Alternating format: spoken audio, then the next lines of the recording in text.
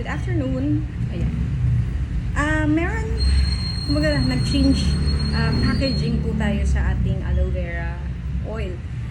Nung around May, ang ginagamit ko is yun nasa plastic bottle. Plastic bottle na ganito siya. So, naubos yun. Tapos meron ako isang binuksan na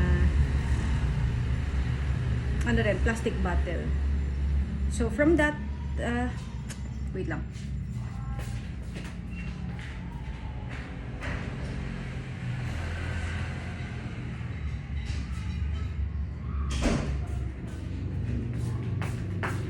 Again, ayan.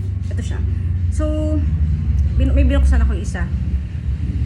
Ito yung ginagamit ko pag sinesetting oil ko yung aking buhok. Ayan. Kasi pag hindi afro yan. So, ito yung product. Ayan. So, nangyari ngayon is nag-ano sila. Ang ganda di ba? Ayan. Ang ganda ngayon yung kanilang bottle. So, binuksan ko na to kahapon. And ito tsura niya.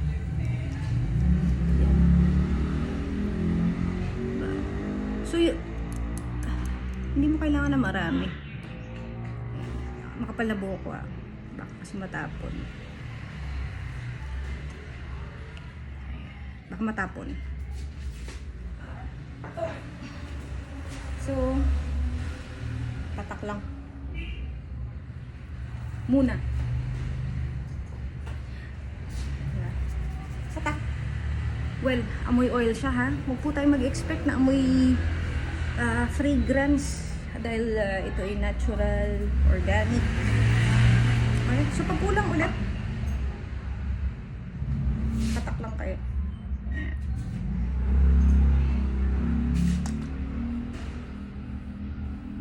So basa pa yung buhok ko para mas mag-spread pa yung yung, diba?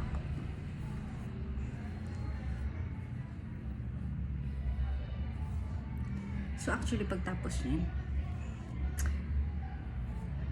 medyo basa pa ha. So ganyan na siya kahaba yung hair ko pag basa.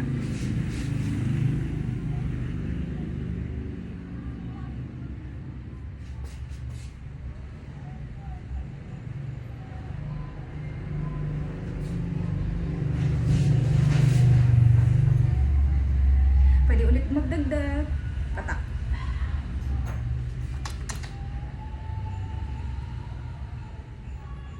Dahil pag ito ay natuyo ng basa, nagiging afro na ang buhok ko.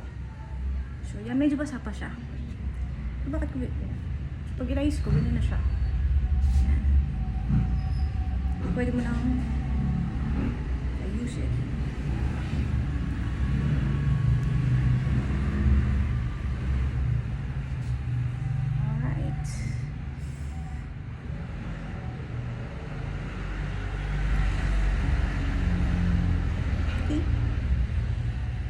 So, pwede ka ulit magdagdag.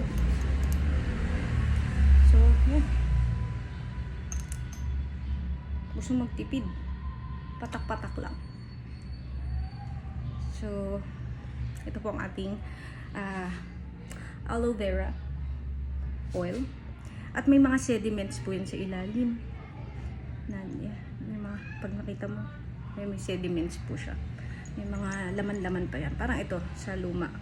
Meron yung mga sa ilalim. Halu-haluin nyo lang. Okay. So, again, ito na po yung product na bibilin nyo. Kung sakaling o-order po kayo sa akin. Thank you for watching.